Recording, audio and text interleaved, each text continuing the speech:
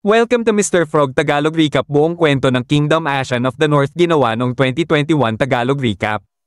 Ang Kingdom Ashen of the North ay isang South Korean special episode ng seryeng Kingdom na ipinalabas noong 2021, ang pangunahing direktor na si Kim Sung-hoon at pinagbibidahan ni Jun Ji-hyun bilang Ashen.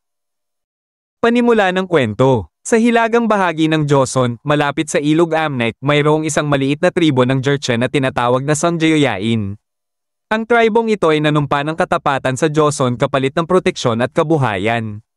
Gayunpaman, patuloy silang tinitingnan ng mga Joseon bilang mga banyaga at hindi tunay na mamamayan ng kaharian.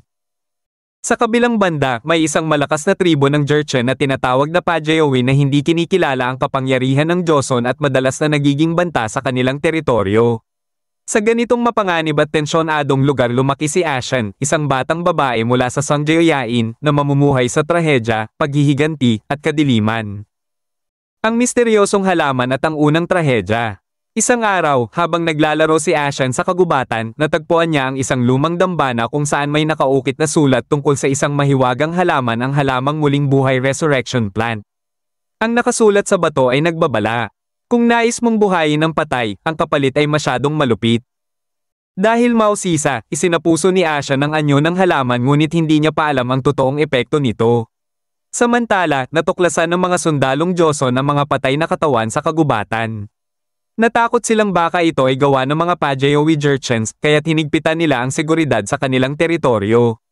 Gayunpaman, hindi nila alam na ang mga patay na ito ay hindi pinatay ng tao kundi ng isang gutom na tigre.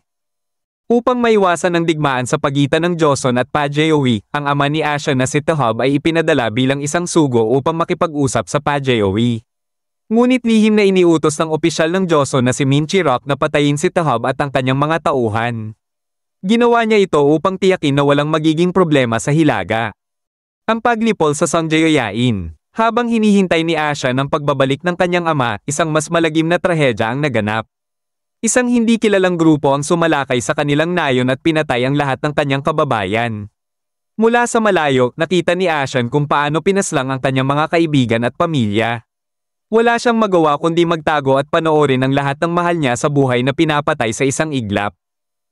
Matapos ang pag-atake, mag-isa na lang siya sa mundo. Pakikibaka sa kampo ng Joseon.